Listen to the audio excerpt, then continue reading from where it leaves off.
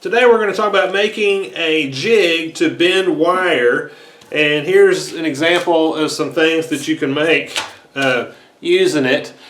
And I actually get my wire from political signs after the election. There's hundreds and thousands of them, and around here they're just garbage. But anyway, this will allow you to bend a 3/8 size eye, a 1/4 inch size eye, or a 1/2 inch size. And also a 5/16, but I'm making today, as I'm making this thing, I don't actually have, I made these out of bolts that I cut off. I don't actually have a 5/16, so I got to pick one up. So I'll do that later. All right, let's get started making it. All right, so here's a scrap of steel, and it's, oh, let's see. I think this thing's about 1.4.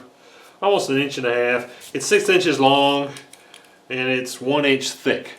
Now, it wouldn't have to be like that. That's just, I had this piece, it was about 4 feet long, and I just cut a 6-inch piece out of it. So just something, you know, kind of close to that.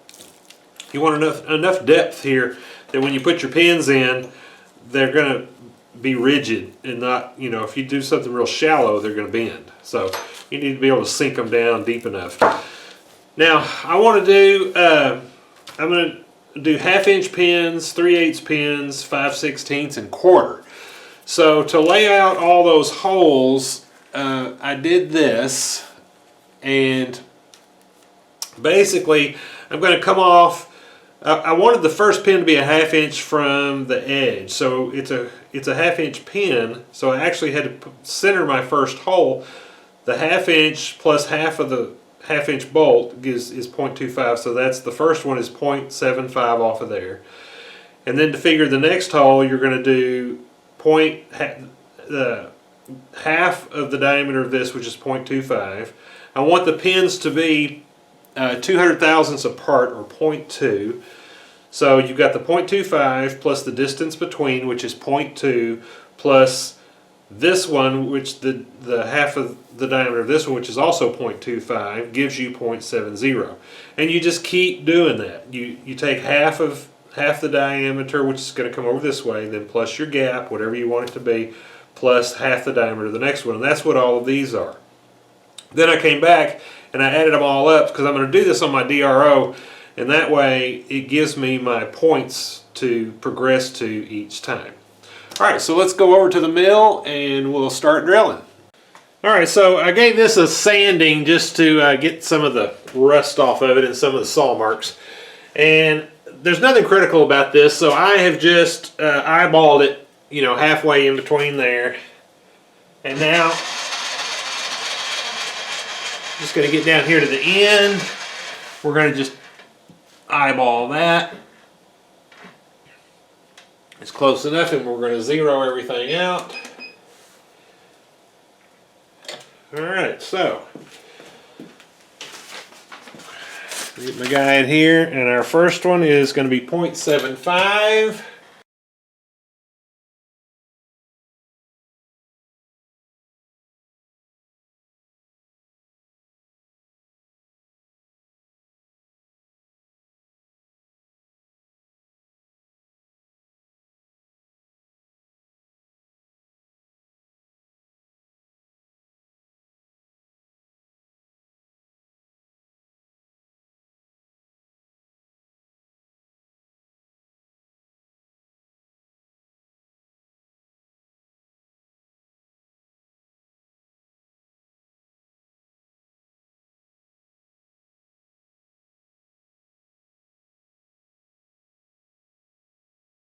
Alright, that's got all our holes drilled, and so now let's turn our attention to getting the pins made. Alright, so for the pins, here's what we want to do. These are the 3/8 pins, and I'm just using some bolts. Oops. I'm just using some bolts, grade 8 bolts, and I'm going to cut them off with the hacksaw in order to make these pins. And you want one of them that's just a little bit taller than the wire that you're going to use, because you want to be able to come around and go past it. Okay, so we need to measure and get each one of these pins made. So the first thing I'm going to do is go over to the saw, and I'm going to cut the head off of these different bolts. So first, I'm going to drop them in, and I'm going to mark the one that I want to be short. So I'm going to say, okay, I'm going to make it right about there. Because there's the thickness of my wire. So if I keep that line when I do it, it'll be plenty. Here's my 1/4 inch. I'm going to do the same with it.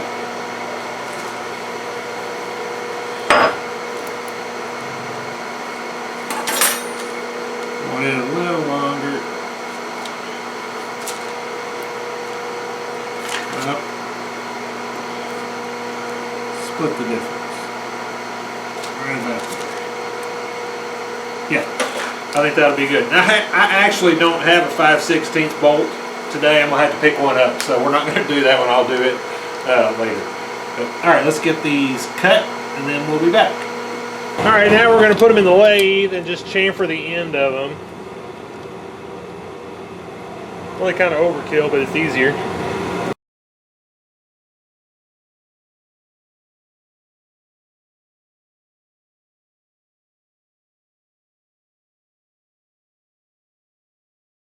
Alright, so that's got our pins made. This is this bolt. I could have just cut off another bolt, but I kind of hated to waste that one because this one, I think it's going to work just fine, just like that. So that's our short pin, that's our long pin. Here's the 3/8 right there. And of course you'll only use one set of these pins at a time. Alright, so in our next video, we'll start making some hardware with this thing. Thank you for watching.